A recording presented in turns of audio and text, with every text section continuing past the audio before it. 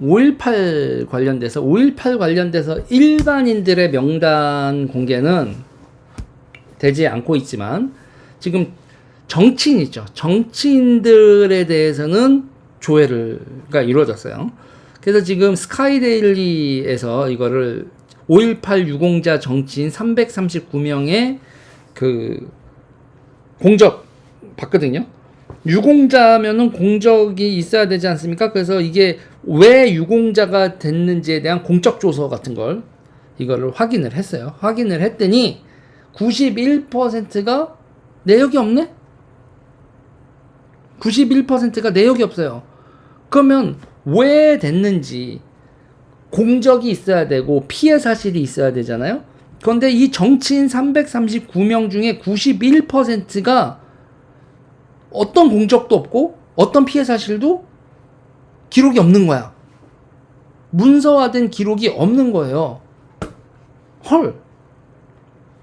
그럼 이게 어떻게 유공자가 된 거지? 이렇게 되는 거예요. 그래서 339명을 뒤져봤는데 그랬더니 29명만 공적과 피해 내역이 있고요. 나머지 91%는 내용이 없더라.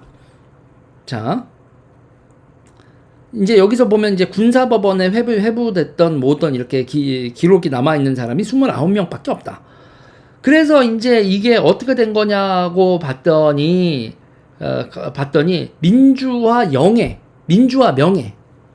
5.18 유공자라고 있는 거예요. 그래서 민주화 명예 5.18 유공자는 뭔가 봤더니 5.18하고 직접 관련은 없지만 딴 민주화 운동과 관련이 돼 있어서 민주화를 했었다라는 명예로 5.18 유공자가 되는 명예 5.18 유공자? 이 사람은 5.18 유공자는 아닌데 민주화 운동을 했으니까 5.18 유공자로 쳐준다. 명예 5.18 민주화 유공자야. 민주화 명예 5.18 유공자. 이런 말도 안 되는. 그래서 이거 관련돼서 저도 얘기를 했었잖아요. 그러니까 5.18 전후에서 부마 사태부터 87 부마 사태부터 서울해봄까지 이 광범위하게 그 범위를 해서 5.18뿐만 아니라 다른 인간들도 전부 다 5.18을 집어넣었다. 그래서 광주에 있었지 않고 막 서울에 있었던 이런 인간들도 다 광주 유공자 되는 그런 일이 있었다라고 얘기를 했잖아요. 그 이유가 그렇게 선정을 하는 거 포괄적으로 했었던 그거를 민주화 명예 5.18 유공자라고 이름을 붙인 거예요. 5.18과 직접적인 관계는 없지만 대한민국 민주화에 기여를 했으니 5.18 유공자로 인정해준. 난 내 상식으로는 할 수가 없는데 그것도 86명이에요.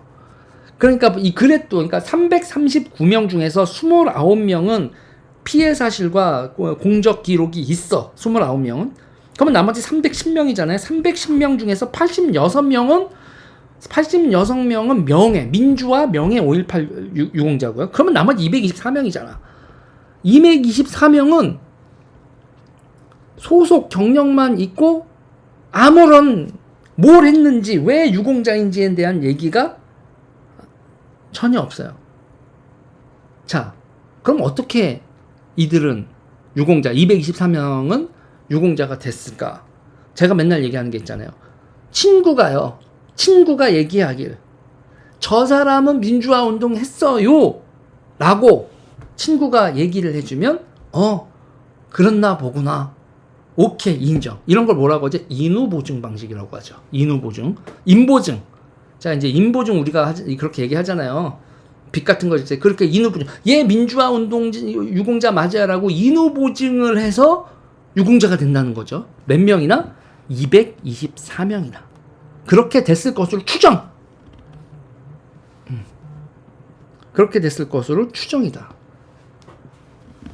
자, 그래서 있잖아요. 스카이데일리는 아주 과감하게 가짜라고 얘기를 했는데 저는 가짜라고 얘기는 안 하고 인후보증이라고 얘기를 하고 이 디테일한 내용 보고 이런 식으로 명예유공자와 인후보증 방식으로가 91%가 명예 5.18 유공자하고 그 다음에 인후보증 방식의 유공자라고 한다면 우리가 이거요. 그 인후보증 방식은 검증할 방법도 없어. 이런 식으로 국가 유공자를 하는 게 어딨냐고. 그것도 이거 높으신 분들이에요. 높으신 분들이.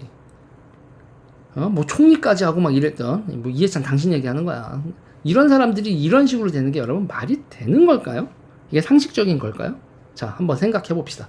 5.18 유공자 선정 방식, 그리고 특히 정치인들 91%나 이렇게 명예 유공자나 인후보증 방식에 되는 거라면 당신들의 정치적 명예를 위해서라도 자진 반납해라.